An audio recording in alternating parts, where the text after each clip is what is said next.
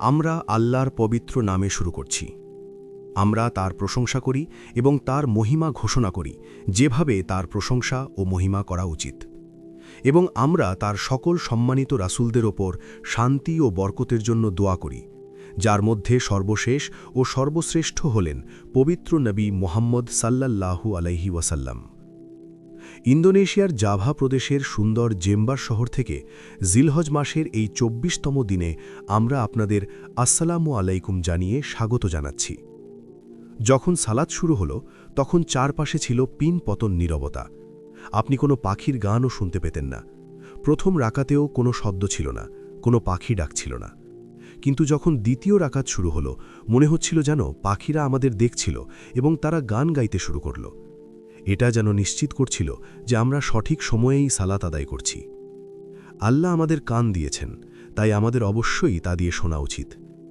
গতকাল আমরা এই সিদ্ধান্তে এসেছিলাম যে বর্তমান বিশ্ব পরিস্থিতিতে ইরান ও ইসরায়েলের মধ্যে যা ঘটছে তার প্রথম তাৎপর্য হল এটি একটি ধারণাকে সামনে নিয়ে আসছে, যাকে বলা হচ্ছে প্যাক্স জুডাইকা। এবং আজ আমরা এই প্রশ্নের উত্তর দিতে চাই, ইসরায়েল কেন প্যাক্স জুডাইকা বা বিশ্ব নেতৃত্ব যায়। গত ২৫ বছর ধরে আমি এই বিষয়টি নিয়ে আলোচনা করে আসছি।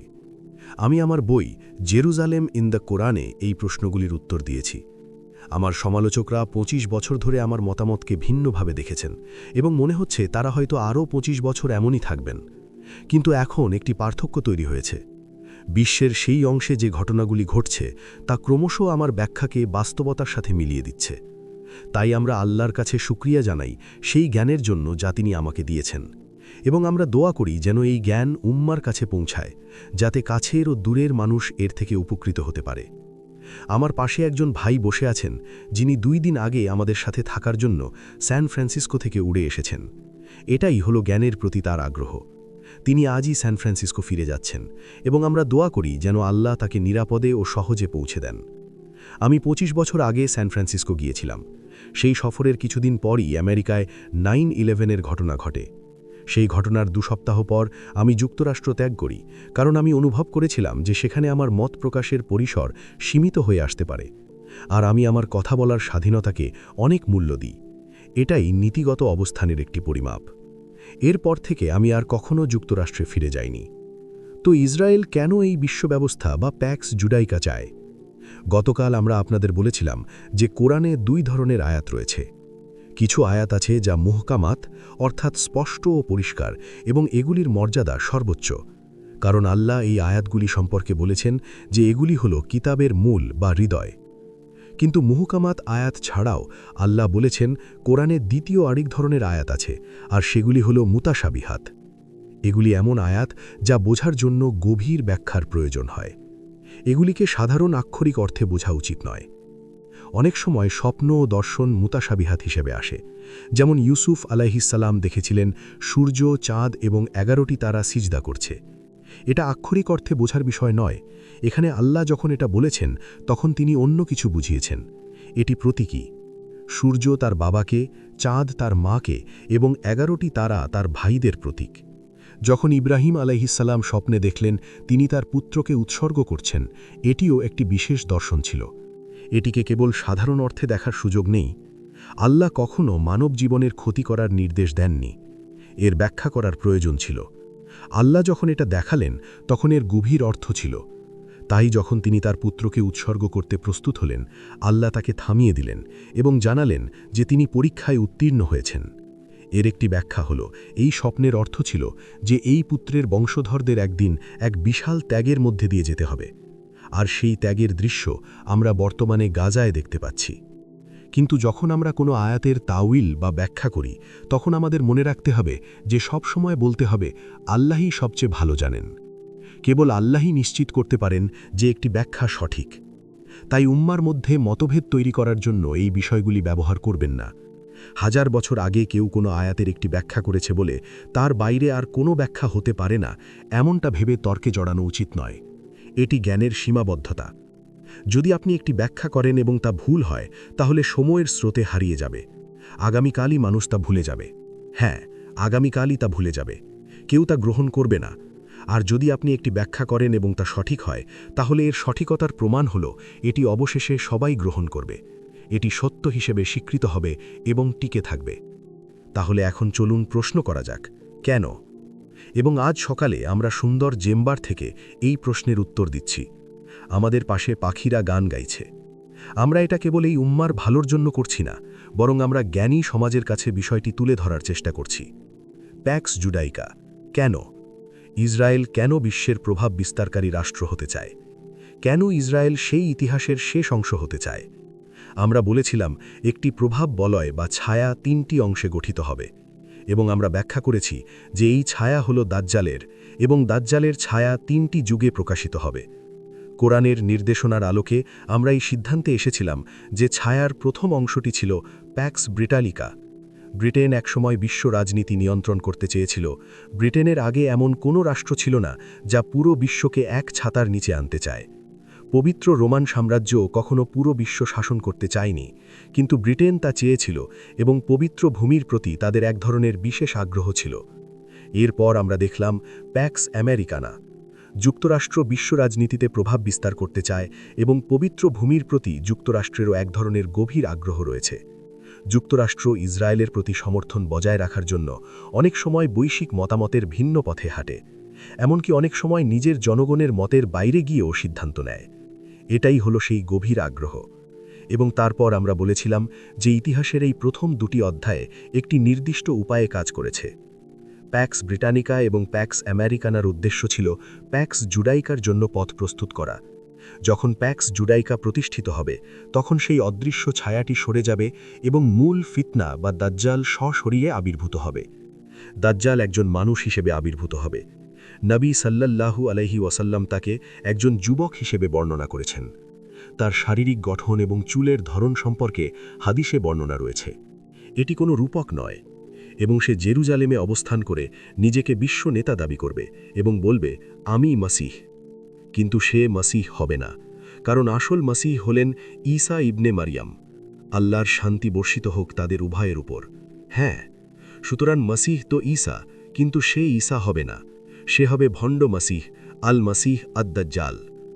নবী সাল্লাল্লাহু আলাইহি ওয়াসাল্লাম বলেছেন যে তার কপালে কাফির শব্দটি লেখা থাকবে, এবং প্রত্যেক মুমিন সেই শব্দটি অন্তর্দৃষ্টি দিয়ে বুঝতে পারবেন, চাহে সেই মুমিন শিক্ষিত হোক বা অশিক্ষিত।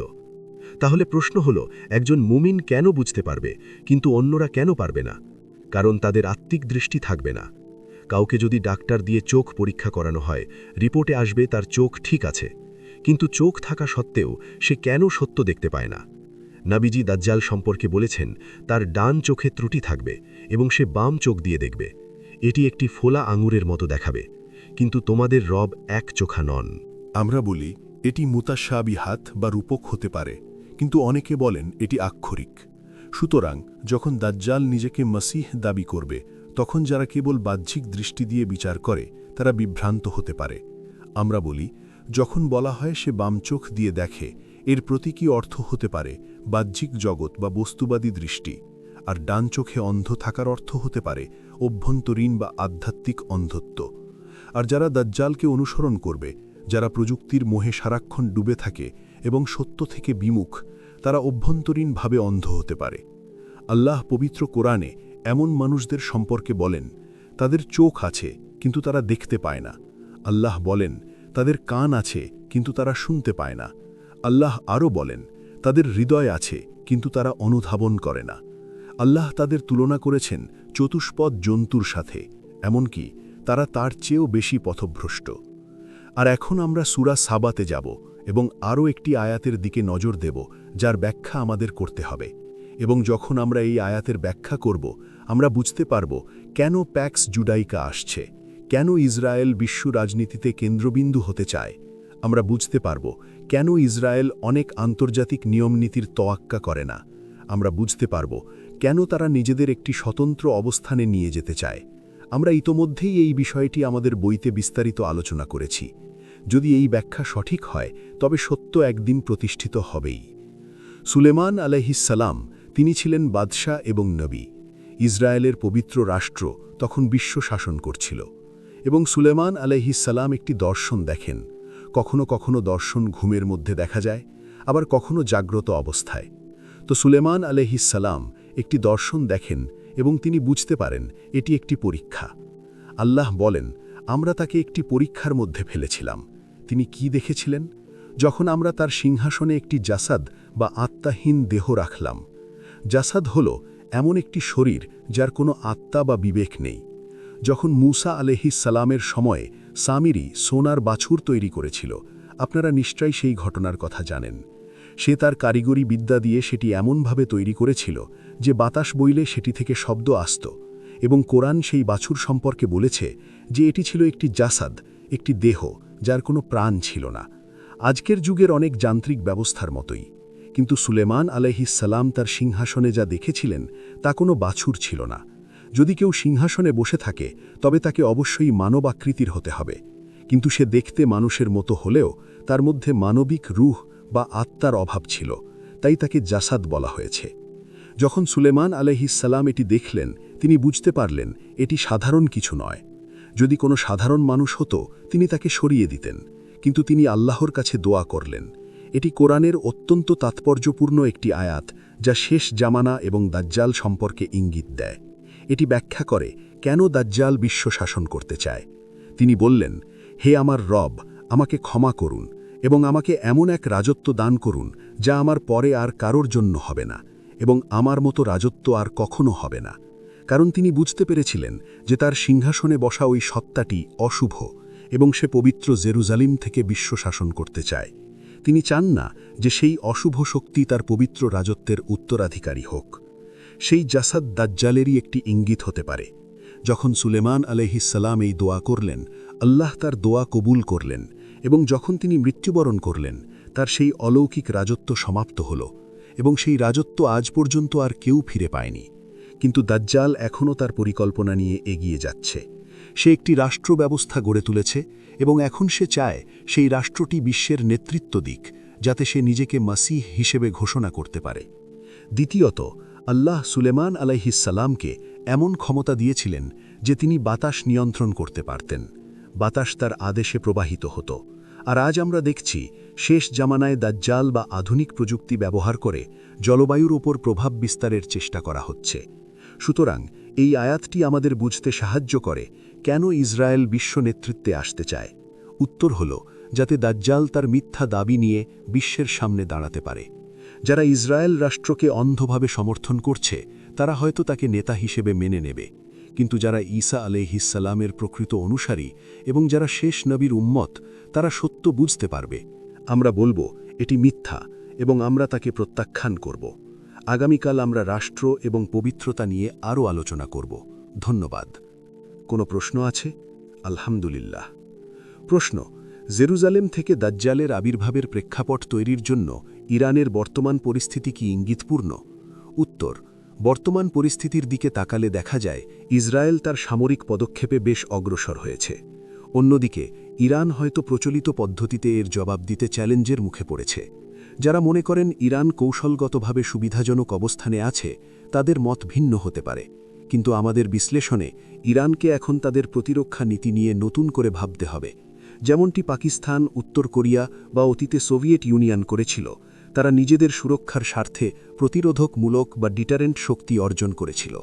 আল্লাহ কোরআনে সূরা আনফালে নির্দেশ দিয়েছেন এমন শক্তি অর্জন করে যা শত্রুর মনে ভীতি সঞ্চার করে এবং যুদ্ধ প্রতিরোধ করে। তাই ইরানকে এখন আন্তর্জাতিক কিছু সীমাবদ্ধতা অতিক্রম করে নিজেদের আত্মরক্ষার জন্য সর্বোচ্চ শক্তি বা পারমাণবিক সক্ষমতা অর্জনের দিকে মনোযোগ দিতে হতে পারে, যাতে তারা টিকে থাকতে পারে। পরবর্তী প্রশ্ন: সামনে হয়তো স্বাস্থ্য সংক্রান্ত নতুন চ্যালেঞ্জ বা রোগ আসতে পারে। যদি কোনো সরকার বাধ্যতামূলক কোনো চিকিৎসা বা টিকা নেওয়ার নিয়ম করে, তখন মুসলিমদের করণীয় কি? উত্তর: এই মুহূর্তে আমি চিকিৎসা বা টিকা সংক্রান্ত এই নির্দিষ্ট প্রশ্নের উত্তর দিচ্ছি না। আমাদের আজকের আলোচনা মূলত ইসরায়েল, ইরান এবং বৈশ্বিক রাজনীতি নিয়ে। এই বিষয়টি আমরা অন্য সময়ের জন্য রাখছি। পরবর্তী প্রশ্ন: সংক্ষেপে এই সংঘাতে ইরানের ভবিষ্যৎ কি হতে পারে? উত্তর: এই সংঘাতে ইরানের চূড়ান্ত পরিণতি হয়তো তখনই পরিষ্কার হবে যখন ইমাম মাহাদি আসবেন। ইমাম কোনো নির্দিষ্ট দল বা মতবাদের হবেন না, তিনি হবেন সকল মুসলিমের নেতা। তিনি কোনো সাম্প্রদায়িক পরিচয় বহন করবেন না। তিনি ইসলামের প্রথম খালিফাদের সম্মান ও মর্যাদা পুনঃপ্রতিষ্ঠা করবেন। ফলে শিয়া সম্প্রদায়ের একটি অংশ তাকে মেনে নিতে দ্বিধায় পড়তে পারে, কারণ তাদের কিছু বিশ্বাস পরিবর্তন করতে হবে। তারা হয়তো বিশ্বাস করে নেতৃত্ব কেবল একটি নির্দিষ্ট বংশধারায় সীমাবদ্ধ, কিন্তু ইমাম এসে সত্য তুলে ধরবেন। তখন শিয়া বিশ্বের কেউ তাকে মানবে, কেউ মানবে না। একইভাবে সুন্নি বিশ্বের একটি অংশ তাকে গ্রহণ করবে, কিন্তু অন্য একটি অংশ, যারা পাশ্চাত্য মতবাদে বেশি প্রভাবিত, তারা হয়তো তাকে চিনতে ভুল করবে এবং তাকে থান্ত্রাসিক বা বিপজ্জনক বলে আখ্যায়িত করবে, কারণ তাদের আনুগত্যের কেন্দ্রবিন্দু ধর্মের দিকে নয়, বরং বৈশ্বিক পরাশক্তির দিকে। পরবর্তী প্রশ্ন: প্যাক্স জুডাইকা বা ইসরায়েলি বিশ্ব ব্যবস্থা নিয়ে আপনার এই ধারণাটি প্রতিষ্ঠিত হতে দীর্ঘ 25 বছর সময় লেগেছে। এত বছর ধরে অনেক আলেম আপনার দ্বিমত করলেও আপনি কিভাবে আপনার অবস্থানে অটল ছিলেন? বক্তা এখানে কোনো প্রশ্ন করেননি, এটি একটি মন্তব্য। তিনি প্রশংসা করছেন যে মূলধারার অনেক পণ্ডিত আমাকে প্রত্যাখ্যান করা সত্ত্বেও আমি আমার গবেষণায় স্থির ছিলাম। আমার প্রথম কথা হলো, আমি সবসময় বলি, আমার কথা অন্ধ বিশ্বাস করবেন না। যতক্ষণ না আপনি নিজে যুক্তি দিয়ে বুঝতে পারছেন যে আমি সঠিক, ততক্ষণ গ্রহণ করবেন না। আমি চাই মানুষ চিন্তাশীল হোক, অন্ধ অনুসারী নয়। আমি ইন্দোনেশিয়াকে ভালোবাসি, কারণ 25 বছর আগে আমি দেখেছিলাম এখানকার সাধারণ মানুষ, এমনকি গ্রামের কৃষকরাও খুব তীক্ষ্ণ বুদ্ধিসম্পন্ন ছিল। তারা দ্রুত সত্য বুঝতে পারে, তবে চিন্তাশীল না হলে যে কেউ বিভ্রান্ত হতে পারে। দ্বিতীয়ত, আমি একটি উদাহরণ তৈরি করতে চেয়েছিলাম। মানুষকে খুশি করার জন্য বা জনপ্রিয় হওয়ার জন্য সত্য বলা থেকে বিরত থাকবেন না। সত্যের প্রতি অবিচল থাকুন। তাতে যদি একাকীও হয়ে যেতে হয়, তবুও সত্য প্রচার করে যান।